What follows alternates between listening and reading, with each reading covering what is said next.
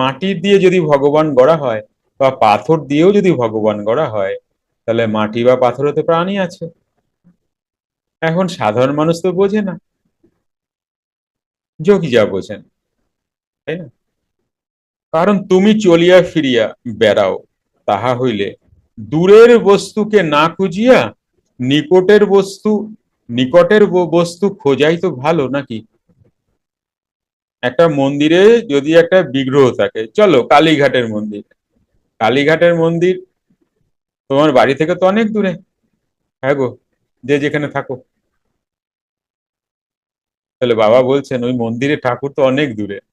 আমি মানি ওখানে ঠাকুর আছে, মা আছেন, কিন্তু তোমার ভেতরে যে ঠাকুর আছেন বা ভগবান আছেন, হুম, নিকটের বস্তুতেই তো খোঁজাই ভালো, নাকি? কি বলো?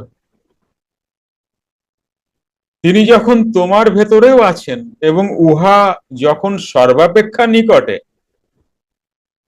তোমার ভেতরে তো তোমার সব থেকে কাছে, মন্দির তো তোমার থেকে অনেক দূরে, তোমার দেহ থেকে। যখন সর্বাপেক্ষা নিকটে, তখন সেই নিকটের বস্তুকে খোঁজাই তো বুদ্ধিমানের কাজ। কিন্তু বুদ্ধিমানের কাজ তো এটা ঠিক, কিন্তু কুইরার তো কাজ না। কুইরা তো এটা করবে না। কুইরা বোঝো? কুড়ে কুড়ে, অলস। অলস তো এটা করবে না। সেটা আমার নিকটেই আছে, কিন্তু আমি তো অলস। আমি তো 2-5 ঘন্টা মেরুদণ্ড সোজা করে বসবো না।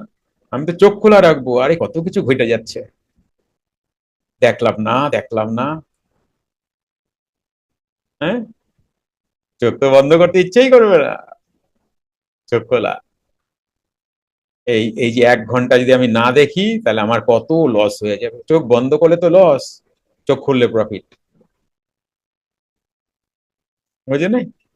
যুক্ত ক্রিয়াযোগ, সুষুম্না অন্তর্মুখী প্রাণায়াম, সম্ভাবী মহামুদ্রা, কপালভাতি শিখতে চাইছেন? প্রতি সপ্তাহে মঙ্গল, বুধ ও বৃহস্পতিবার রাত 8টা থেকে 9টা অবধি জুম অনলাইনে নিজের বাড়ি বসেই শিখতে পারবেন। যোগাযোগ জ্ঞানী গুরু কমিউনিটি, ফোন নাম্বার 9903680146।